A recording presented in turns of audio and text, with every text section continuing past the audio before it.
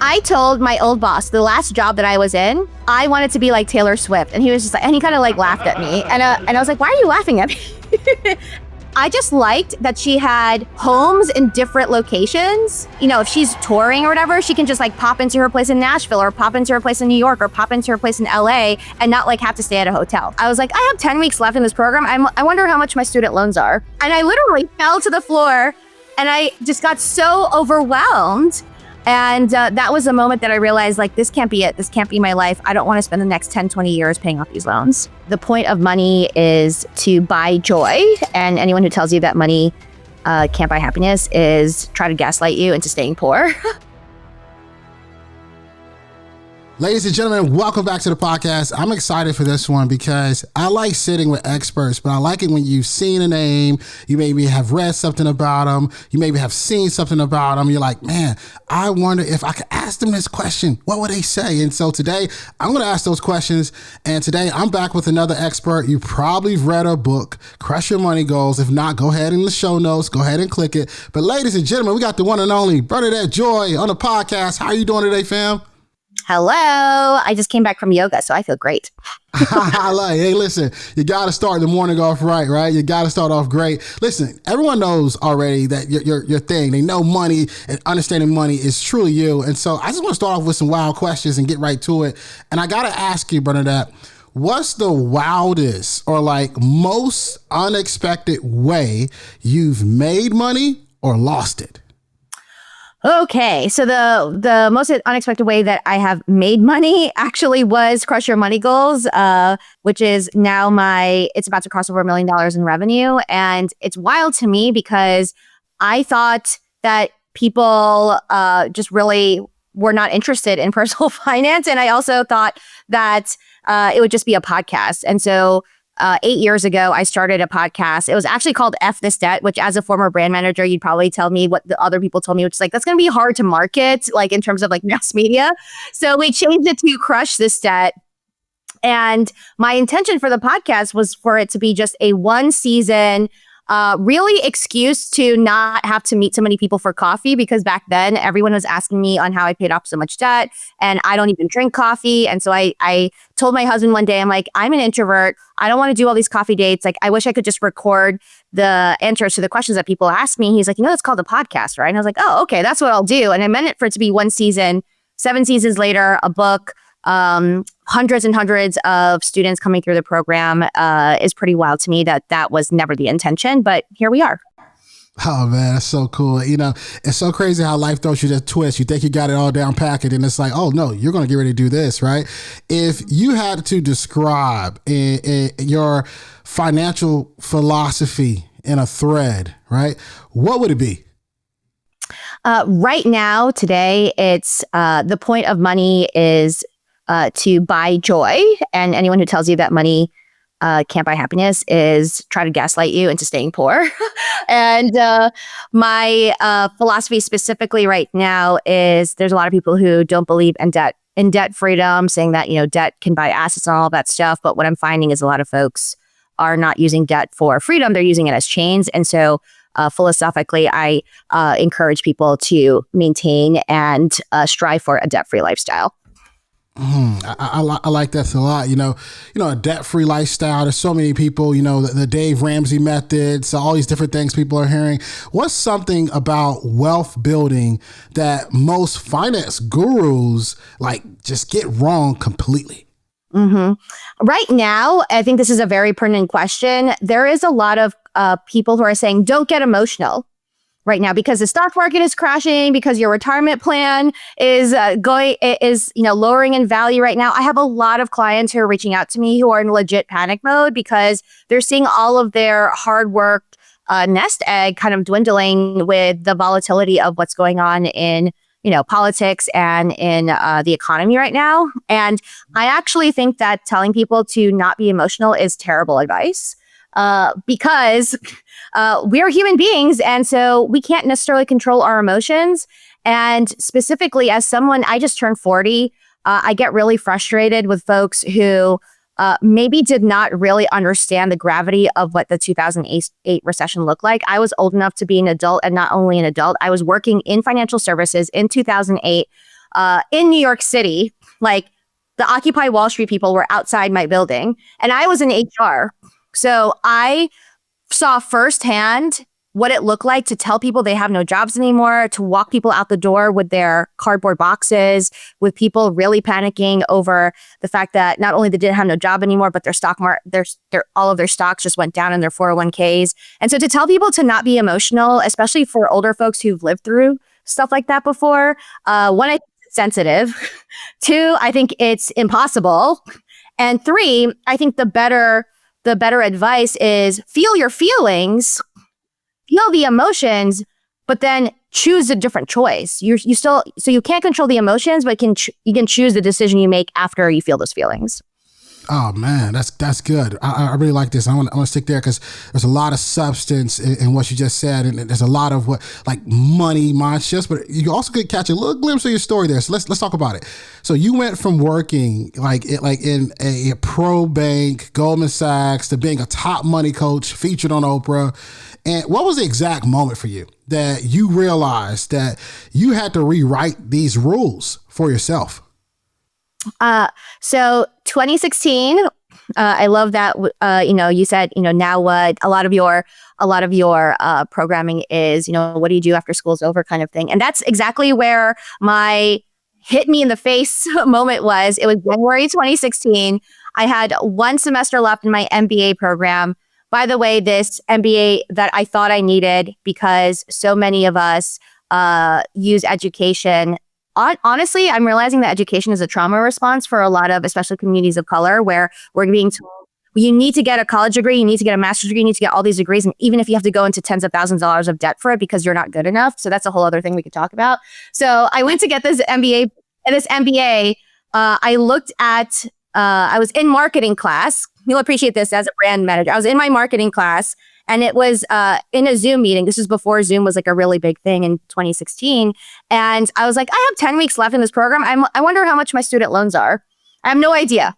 And so I went to go look up the balance, and it was $72,000. And I learned that it was earning interest daily, as in like, I imagine in my brain, I don't drink coffee. I drink a lot of matcha lattes. The way that I thought of it was that I was buying the biggest matcha latte at Starbucks and basically just chucking it out the window every day. That's how much it was accruing every day. And if there was a video of this class, a recording of this class, you would see all the little boxes of every student, and you would just see Bernadette like this, like probably just go, and just like literally like fall to the floor. And I literally fell to the floor, and I just got so overwhelmed. And that was a moment that I realized, like, this can't be it. This can't be my life. I don't want to spend the next 10, 20 years paying off these loans. Man, you hit the nail on the head. And I bet you right now, if you're watching this on our YouTube channel, or if you're listening right now in your car, or you got a lunch break, you probably right now, as Bernadette's talking, thinking about those student loans, and a lot has changed with student loans. A lot is happening, especially in the United States. There are a lot of people who were income driven who are now having no option at all but to pay what the government has for them. So I bet you hit the nail ahead on a lot of frustration there. When I was doing my research on you, one of the things I think is very interesting that we should talk about is that you built your first $1 million net worth in your 30s. And you did this as a first generation Filipino, by the way. If you had to boil that journey, think about it. If you had to really boil that journey down to 3 habits or decisions that made the biggest impact, what would they be? Well, luckily, I wrote an entire book about habits. So I did 25 habits, but I'll give you the 3 that I think are really pertinent to this particular audience. So crush your money goals. It spells out the word crush. So CRUSH, and each of them are a step. And so the first 3 steps are really the most critical and what most people overlook, especially in the personal finance world. So the first one, C, stands for curate your accounts. And what that habit is basically getting yourself down to the absolute minimum number of accounts that you need in order to be wealthy. So that's the opposite of what a lot of personal finance folks say. They're like, they're always telling you to open more accounts, especially the ones who have affiliate links. They're like, open this account, open that account, open a brokerage account, open a Robinhood account, right? And I tell people the opposite, saying, first of all, gather up all of your accounts and ask yourself, are any of these accounts not making me money? Unless every single account, other than maybe your checking account, right, which is, like no interest or whatever, every account should be making you money. So obviously, if you have an account that's losing you money, like a student loan, like a credit card or whatever, those are the first ones that we attack. But why this is such an important habit for folks for curating is that I coach so many people, and this is what frustrates me about like the personal finance world, especially like the influencer world, is like a lot of people are giving advice that's well intended, but they're not seeing how people are just compiling all this advice and not actually curating it in a way that makes sense together. So the way that I have people do is we go, for me personally, I meet every single one of my clients and we go through every single account that they have and we start shutting it down accounts. If they're not useful, if they're losing us money, if they're too high fees, any of those things. And then we start off from a place that is actually very clean and organized. So it's not that dissimilar from like decluttering your house, right? It's like if you have a house that's a complete mess every day, then you're going to feel overwhelmed every day. So same thing goes for your account. So that's the first habit. The second habit is understanding and reversing into independence. And so I like to tell people that I don't teach financial literacy because I truly don't. What I teach is financial freedom. And as a former athlete, the way that I think about it is, financial literacy is learning the rules of the game, but financial independence is winning the game. So do you want to know how to play the game or do you want to win? And so I teach people in reversing into independence is that you need to know what your independence number is. And I use the 25 times rule, which is basically 25 times your annual expenses is what you need in investments in order to become financially free. And so making that a habit to track what that number is and what that looks like for you and your particular lifestyle is super important. And then the last habit is understanding your net worth. So now that you have all of your accounts and they're curated and they're clean, and now you know what number you're heading towards, now you look at where you are now and you make sure that you understand what every single account is doing and making sure that you are optimizing each of those accounts.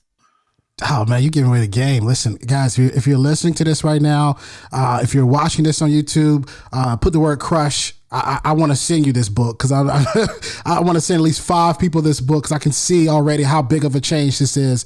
I got to ask you while I have you here is there so many people that grow up with these financial beliefs and we grow up thinking things they're just what they are. It's what we're growing up accustomed to. What's a financial belief you were raised like you were raised with that you just had to unlearn? Mm-hmm. You caught me in a day that I'm feeling like extra spicy. Here's what I'll say. Like there's a lot of rhetoric right now. And this is a belief not only had as a child, but also I'm still unlearning now, which is that as someone who is not older, not white, not male, right? Is that, the belief is, the system wasn't built for us. And it's true. That's absolutely true. Right. However, growing up, the messaging that was given to me by my family was basically, you're going to have to find, a good guy to marry. You're going to have to rely on, other men basically having to in some shape or form control your finances. And I can see why that happened because as I mentioned, I'm the 8th of 9 kids. My father married my mom. There were 13 years difference. My mom was super poor growing up. Like her way out of poverty was to marry someone more stable than her. And so growing up, I watched this codependence. Like my mom didn't even drive growing up. So my mom literally had to depend on my father to take her around, to make sure he was the breadwinner, all that stuff. And what I'm finding now, which is really interesting, is that 85% of my clients are women. And there is still this belief that our husband has to be on board with every financial choice that we make. And our financial advisor, who's probably a man, knows more than I do. And it's just not true. It's just not true. And so I had a discussion with my group this past week where a lot of my clients who are very capable, very smart, have multiple degrees, amazingly talented women, and they're still holding this belief that, for example, if they're single, that somehow they're worse off by not having a man, or that, like if they're married, that their husband has to be exactly on the same page. And what I'm telling these women is, you know what? It would be amazing if our husband was on the same page. Yeah, it would be great if we had a partner right now, but you can control your own financial future. You don't need you don't need a man to make you stable. You can be stable completely yourself. And that's been really interesting, especially given like the political environment right now where a lot of women are just feeling disenfranchised. So where I say the spiciness is for me today is there's a lot of people who talk about imposter syndrome, right? Like this belief that like, oh, I'm not capable. I can't do this thing, even though you are. And I've been telling my clients like, I hear you, but ladies, we don't got time for that. We don't have time for imposter syndrome right now because right now, like rights are being taken away. We only have a third of what men own in terms of wealth in this country. We live longer than most men. And so I'm sharing all this to say that yes, imposter syndrome exists. Yes, the system wasn't built for us, but those beliefs don't help us in creating our own financial future. So focus on the things that actually can move the needle forward. I like this conversation because it's real, it's vulnerable, and it's like happening like right now in real time, right? And a lot of people are impacted by that. You know, we hinted on to something a little bit earlier. I think it's the perfect time to go back into it. And let's talk about it. What role do you feel like culture plays in the way we think about money? And what culture narratives like about money do you think that are right now just holding people back? So I can't speak for other cultures or I don't want to fall into the danger of falling into stereotypes. I can only speak to my specific culture. And even then, like culture for me is Filipino American in like Queens, New York, right? Where I grew up. And I will say for me specifically, the culture was just honestly very materialistic. I don't know how else to put it, but and you can tell me about, other cultures that you might have experienced, but I grew up with, again, in Queens, New York, it's just like, oh, you know how you're cool? You have the latest Jordans. And how you're cool is if your parents drive you in a nice car, like these kinds of things. And then even for me growing up, my parents, I could hear them having conversations about competing with their kids about who got the best grades, who was going to the best college. Like it was all very much like smoke and mirrors. And so what was really interesting for me, and I think this is why this book resonates with so many people, is that a lot of us are trying to unlearn this idea that our worth is tied up in these visible, tangible items that people can see versus the worth that we have on how skilled we are at what we do, how well we treat people, how thoughtful we are in our interactions, and how mindful and intentional we are with our money. Those are things to me that really are the measure of success. And so what's interesting for me right now is I've had a lot of people very kindly. It's not a bad thing. I will take all compliments every day. But I've had a lot of people recently reach out to me and be like, oh my gosh, congratulations on all your success. Congratulations on all your success. Wow, you're starting to become famous now. I had a family member literally right before this call message. He's like, you popped up on my feed today. And it's like, so nice to have a famous family member. And I was just like, that to me is not a measure of success. Having a lot of followers, being in news, in the press or whatever is not success for me. Success for me is that I am healthy, that I sleep 8 hours a night, that I have a good relationship with my husband, that I make time to spend with my 3 closest girlfriends. Those are measures of success for me, but those are the ones that people don't often see. There's so many things.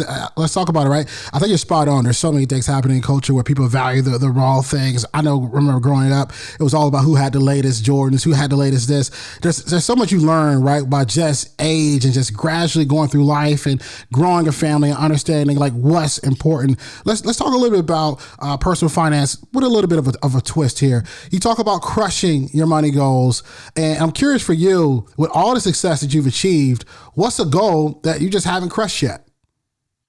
You know what? Cannot be more perfectly timed today. I was thinking about this in my yoga class right before this, getting ready for this interview. And this thought popped in my head, and I still have work to do. So I told my old boss, the last job that I was in, that I wanted to be like Taylor Swift. And he was just like, and he kind of like laughed at me. And I was like, why are you laughing at me? He was like, but that's Taylor Swift. And this is like 10 years ago before she was like a billionaire or whatever, right? And I said, well, I don't want to be like Taylor Swift, as in like, I don't need to be famous. I'm not trying to be a musician, any of that. I just liked that she had homes in different locations where, like, if she's touring or whatever, she can just like pop into her place in Nashville or pop into her place in New York or pop into her place in LA and not like have to stay at a hotel. Out of all the things that Taylor Swift has done, that's the piece that like I find really cool and interesting is that she, obviously she has like a private jet to get her there. That's a different thing. But I've always had this dream of mine to have like a little piece of home in different cities that I travel to very frequently so that I don't have to stay in a hotel anymore. And so that's what my husband and I are working on right now is I never thought I would be at a point in my life that I would be able to make offers in cash for real estate. And I'm not looking for big properties. My husband and I, we don't have pets. We don't have kids. We have like 2 plants and you can see it's fake, like right there, right? And so we don't have a ton of stuff. So I was telling my husband, our dream is to have like a 1-bedroom home in New York, in Charlotte, in Las Vegas, and in Asia and Europe. And like that for me would be really sweet. And not for the looks of it and not for, and not even for the real estate investment of it. It's to have the sense of having a place that you can call your own and not feel like you're always on the road. Oh man, that's good, right? Because like you always, if you're traveling a lot, I mean, let's talk about Airbnbs, all these things you're going to add up in cost, but what better place to be than actual home in a different location? And if you guys ever come to Charlotte, you and your husband, me and my wife, we're going to take you to this restaurant called Steak 48. I'm not sure you've ever been, but listen, I'm going to be in that complex later today. You're going to be where? I'll be, I have an event in that same area later today. Oh, that's crazy. Well, yeah, there's this restaurant, Steak 48. We're going to figure this out. I don't know how long you guys going to be here. But listen, I'm telling you, Bernadette, it's the best food in the entire world. And I've traveled the world and I'm willing to say it is. So I really like that about you. I got to ask you this, right? If you were given like $100,000 today, but here's the catch. You had to spend it in 24 hours with no traditional investing allowed. What would you do? So is real estate considered traditional investing? You gotta say that it is. You gotta say it is. Let's do something out of the box here. Okay, so if because my first answer is I would put it in down payment for another property. But aside from that, you mentioned that you like my threads earlier, and I don't know if it was a mistake or a good thing, but I posted on Threads that I'm in my angel investor era, and I got like 300 comments of people being like, give me money, basically. Like straight up just sending me GoFundMe's. And I'm like, no, that's a donation. That's not angel investing. So there's some work to be done on educating people what angel investing is. But if I had 100K right now, I would take that money and I would split it across the 10 companies that I'm currently coaching right now, who I am co-investing with. And I say that's not traditional investing because it's a form of angel investing. All of these companies are owned by someone who identifies as a woman, a person of color, or both. And I honestly, again, you caught me in a spicy day where I'm just really tired of giving my money to billionaires who really don't care about the general public right now. And so I would take that 100K and I would put it back into these people who I know are building really good things with their own communities and actually trying to solve problems that real people are facing. Oh man, that's gold, right? And identifying who really is worthy. One of the things I think about when it comes to investing, and I'm pretty sure what you said is exactly how I think in this concept. I always pay attention to a founder's story. And there's this interesting thing, right? There's a thing for me personally where like you can find somebody doing something cool, making a lot of money, selling something, but they never really played in that field, right? I think it's so interesting when you have a founder who's like put in like that sweat equity, who specializes and has done this before and now doing this and actually having traction. Do you find that valuable at all? I absolutely do. I'm in a weird spot in my life where, like I mentioned, I just turned 40. I've already hit my financial independence number. I'm looking for ways to invest that is both, has a good return for me. I'm not a huge risk taker, but also is in particular sectors that I'm really interested in. So my financial thesis right now is around infrastructure, mental health, physical wellness, healthcare, and social justice.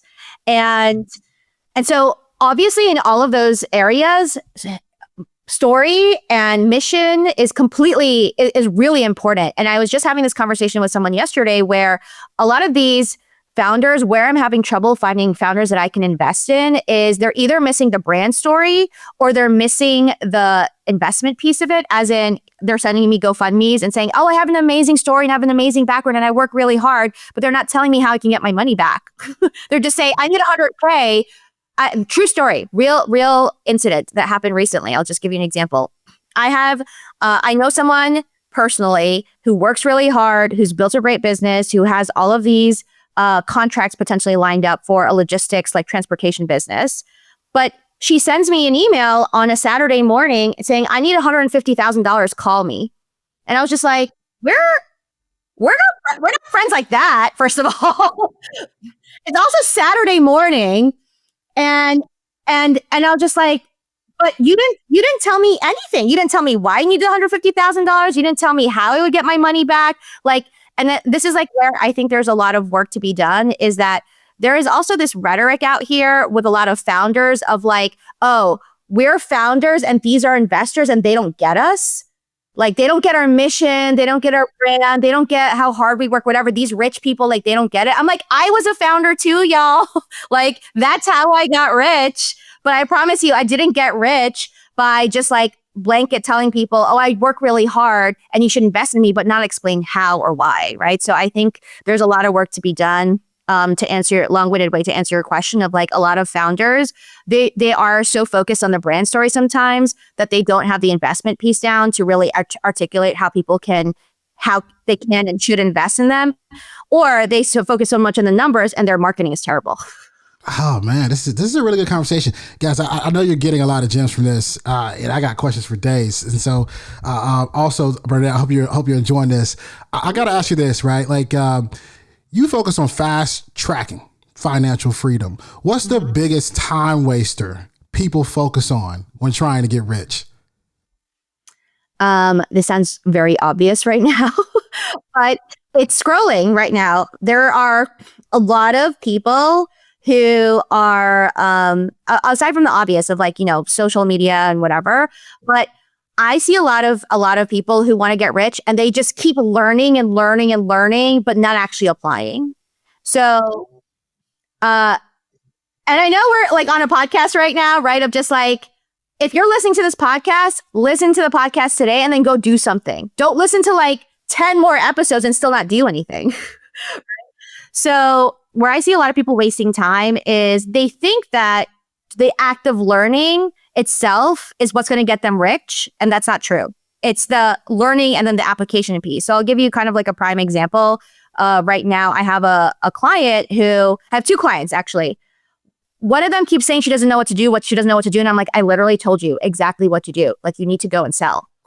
Here's the exact plan. I even told you, like, here's what you can say, here's what you can target or whatever. And she's like, I think now what I need to learn is how to set up Acuity. Or what I think I need to learn now is how to find like another system. I'm like, no, what you need to do is go freaking sell. So when I say that, I'm saying that there's so much information. And so people are often overwhelmed. But before you learn a new piece of information, I'm sure you've come across this, people who like buy a course and either never open it or never finish it, or they finish it, but they don't actually apply it. So don't buy any more courses this year, y'all. You don't need any more coaching. You don't need to go do some stuff. You need to go do it. You're hearing it. This is like preaching right now because I'm glad I caught you on today. I feel like I got the witty, I got the thread version. I'm so happy. I got to ask you this, and I'm thinking about what you just said, and I'm dealing with this as a founder. We've grown Pod Pro Max. We're doing amazing things, placing talent on shows, representing some of the best. There's this thing about having a group of learners, and you can only go so far with learners. You got to have implementers. And so I think it's so ironic that you're mentioning that, and it makes so much sense. And guys, I hope you're grasping this. What I think is so cool about your founder story is what you had to like overcome to just the smallest things that people think would be just handed to them wasn't just handed to you. And I read in terms of you that you fought to have your picture, on the cover of your book. What was that battle like, and why is it important for you? Okay. So, one, I will say there's a lot of folks who don't tell what their real authentic stories are because it makes the the other person or the other party look bad sometimes. And so, you hear the term like, oh, don't burn bridges and stuff. But I realized that if someone treats you like not well, like that's not your fault. Like they shouldn't have treated you that way. So if you shouldn't not tell your story. So I preface that to say, I hesitated for a couple of months to even share that story with people because obviously I'm currently, on book tour. My publisher sees everything that I do. And so of course you're not going to like that I say, I'm telling people, well, actually my publisher wasn't for me being on the cover of the book. Right. What happened was they sent me the book cover like before the book was even finished, because that's how the publishing business is, right? Like it's kind of like YouTube, right? Like you have to have a really good thumbnail for people to click on it. Same thing with book cover, right? And the first book cover they sent me, I was just like, did y'all not research me at all? Like this looks nothing like I would not promote this book cover. It looks nothing like something that I would put out there. And so true story, I went on Canva and I started looking at like book cover templates and I started playing around with different book cover templates. I'm like, can we do something more like this? And I put some versions with the picture, some versions without the picture. And they basically came back to me and said, we don't normally, have the author of the book cover because this reason, that reason, or whatever. And I had to set up a meeting with them to say, I understand that, but I just went to Barnes and Nobles and there is not a single book in the personal finance section with a person that looks like me. Not a single one, but I can count how many other ethnicities and other races and whatever are there, but there's no one that looks like me. And not that I think that my face is going to sell the book. That wasn't the point. The point was I wrote this book for people who have often felt underserved and overlooked. And what's in the book, if you actually read the book, is very much my voice. And so I said to them, this has to happen, not for vanity's sake, but I want even other people to know, hey, young Filipino women can be money experts too. And so we had to kind of go, it wasn't like a battle per se, like it was like 1 or 2 meetings and they're like, fine. And they kind of like just gave in after that because you can tell from like how I am, like, okay, they're like, we're not going to pick this battle. But same thing happened with the audiobook. Initially, they said that they probably wouldn't exercise the right to do an audiobook. They're like, we don't think it's going to sell that much, and so we're probably not going to do an audiobook. And then they basically said, oh, now we want to do an audiobook, but we don't want to pay you. And I had to negotiate that as well. And so I'm saying that all to you in the sense of it was such a eye-opening moment for me because I realized that I'm in a financial position to negotiate, right? Like, even if it came down to it, I wasn't gonna do that. But if I was gonna be like, you know what, I'm gonna walk away from this entire book deal because truthfully, I don't need the money. And even if I have to pay penalties, I'd rather do that than put something out there that's not going to be representative of me. I have the funds to do that. But most authors, most speakers, most people who are in this space don't have those kind of funds. So if I don't advocate for myself, then it sets the precedent that all these other women, especially women of color who are really underrepresented in the publishing industry. If I can't negotiate, then there's no room for these other women to negotiate. So I almost felt like I had no choice. Man, listen, I am so glad you said that. And I am so glad you did that because I can only imagine long, many years from now when we're no longer on this earth and someone comes across your book, it's probably going to make them see themselves. And I appreciate you for fighting for beyond just you and representation. Representation is so important to me. So thank you for saying that. Also, this, I'm a brand manager guy, and I manage a lot of talent. We actually got talent on TV shows. And so I had to ask you this question. If Crush Your Money Goals was turned into a Netflix show, what would be the title of the very first episode? Oh, that's so good. What would be the title of the very first episode? Right now, what's coming up for me is, am I allowed to curse on this? Okay. this is a little bit controversial, but it would be something along the lines of like, get your broke ass off the couch and get rich. I like that. I like that. And it sounds like it would start a whole series. Well, listen. I love that. Well, I'm just saying to you, I love that question because now I'm thinking, I'm like, I'm about to write an article like that. So thank you. Yeah. Oh, listen, I got them for days. You know, I got them for days. You know, I gotta ask you this. I love getting witty, and I love asking like really, really witty questions, creative questions, and you gotta pause a little bit. You're like, man, why does Shawn ask me that? I want to ask you this because you're creative and you're spicy. If you had to explain personal finance, like if you had to explain personal finance to a 7-year-old using only pizza as an analogy, how would you do it? I would tell the 7-year-old, what is your favorite pizza? What's your favorite pizza? Let's pretend you're the 7-year-old. Yeah, absolutely. You know, I'm like my 7-year-old daughter, Halen, and her favorite pizza is a Wisconsin 6 cheese from Domino's.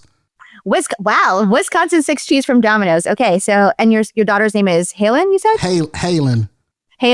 So I'd say, Halen, imagine that you could have this amazing Domino's pizza as much as you want, whenever you want for the rest of your life. Personal finance is what you learn to be able to do that. That's what I say. Oh, I like that. Listen, I'm going to clip this part up and I'm going to play this for her later. I'm going to play this for her later. Real quick, real fun, fill in the blank. The best way to make money in 2025 is? I right now, for me, I'm going to say dividend investing. I like that. I wasn't expecting to say it. That's what came out of my mouth. And then if you want to follow me on social media, I'm at Bernadette Joy, spelled with the word debt, and I'm primarily on YouTube and Instagram. Listen, I appreciate you. For those that have been listening, I want you to always remember, dream it, believe it, go out and get it. We'll see you next week. Yo, what you think? I hope you enjoyed today's episode. I want to know what you learned. So if you wouldn't mind, would you take a screenshot of you listening to the podcast on your phone right now? Upload to your Instagram stories, tag me at Shawn Anthony _, and then let me know in that Instagram story what is one thing that you learned. I love hearing from you, my listeners, thought leaders, former or current students all around the world. Let me know, and while you're doing this, go inside the podcast app, subscribe, leave a 5-star review and a 5-star rating. Again, this helps us reach more people. And if you want to be a part of this mission, helping us change the world one person at a time, it makes a massive difference by you leaving a review. Thanks so much. I'll see you next week. And remember, dream it, believe it, go out and get it.